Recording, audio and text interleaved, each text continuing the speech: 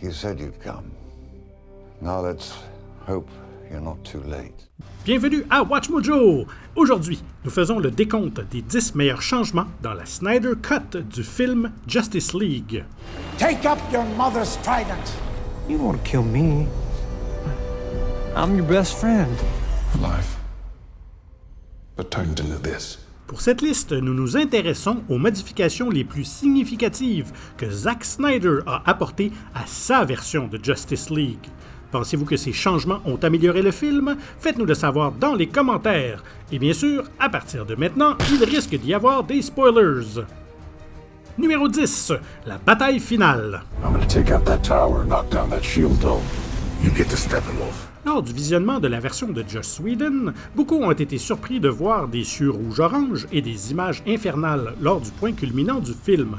Ça ne ressemblait pas du tout aux arrière-plans bleu foncé des premières bandes annonces, qui semblaient beaucoup plus atmosphériques. Snyder a rétabli les teintes bleues pour la bataille finale et a aussi complètement éliminé la famille russe que Whedon avait ajoutée pour montrer, entre guillemets, ce que c'était pour les vrais gens. Who picks this place to put down roots? People that have been kicked out of everywhere else. Les intentions de Whedon étaient compréhensibles, mais cette intrigue secondaire n'apportait pas grand-chose. Steppenwolf a également une fin beaucoup plus violente, à la hauteur du classement R que cette version a reçu aux États-Unis.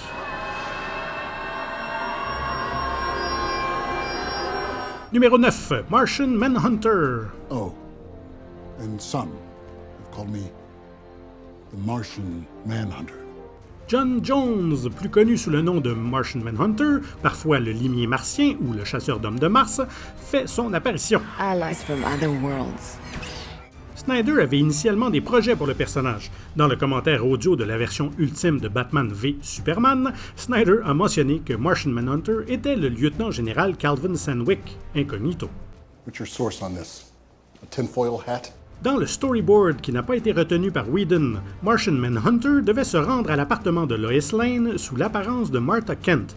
L'acteur Harry Lennox était déjà apparu dans Man of Steel et Batman v Superman, et la Snyder Cut a officiellement consacré Sandwick et Martian Manhunter comme une seule et même personne. The world needs you too, Lois. Numéro 8, nouvelle musique par Junkie XL.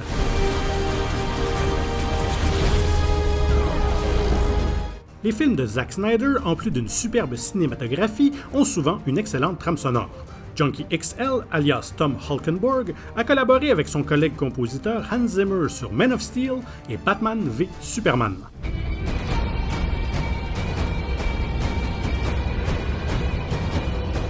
Il devait également travailler sur Justice League, mais Danny Elfman l'a remplacé. Elfman va généralement de pair avec les projets DC, et si sa partition de Justice League n'était pas mauvaise, elle était loin de celle de Batman.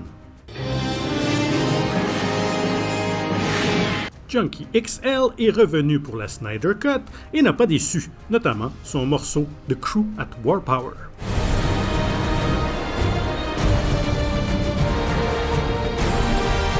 Numéro 7, le nouveau design de Steppenwolf. My lord. Pour beaucoup, l'une des grandes déceptions de la version de Whedon était son méchant. En plus que d'être beaucoup moins intéressant que sa version en bande dessinée, Steppenwolf avait un look générique très CGI. Et si le Steppenwolf de Snyder est toujours clairement CGI, son design est une amélioration considérable.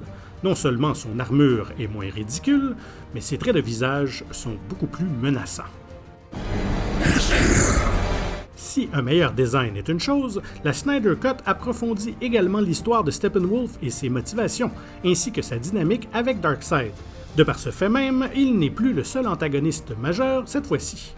It shall be so, my master. Numéro 6, plus d'Aquaman.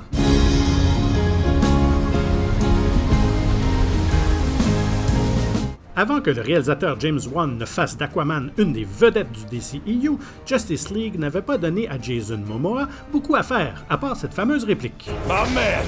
En dehors de ça, difficile de se rappeler ce que Arthur Curry faisait. You say a word about this, you'll meet every prawn I know. À l'origine, Snyder avait prévu de préparer le terrain pour le film de One. En plus de donner à Mira un rôle plus important, William Dafoe avait tourné une scène en tant que Nuidis Vulko. Take up your mother's trident. Il devait également y avoir plus de développement sur Atlantis et sur Arthur lui-même. Numéro 5. Construire un meilleur cyborg.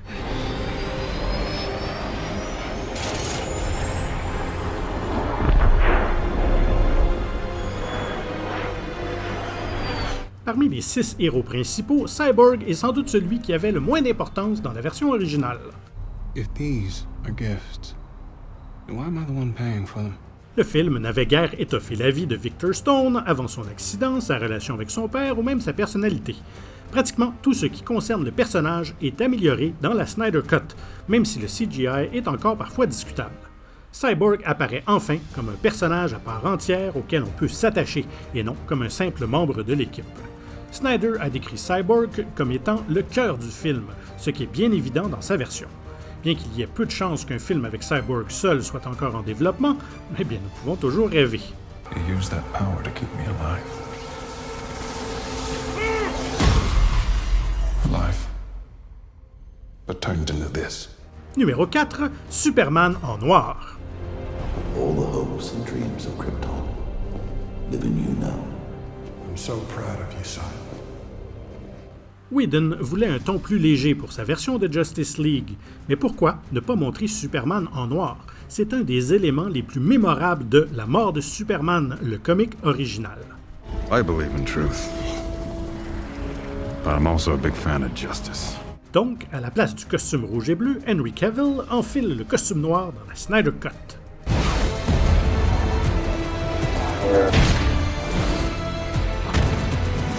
Cette version restaure également la scène supprimée où Superman rencontre Alfred.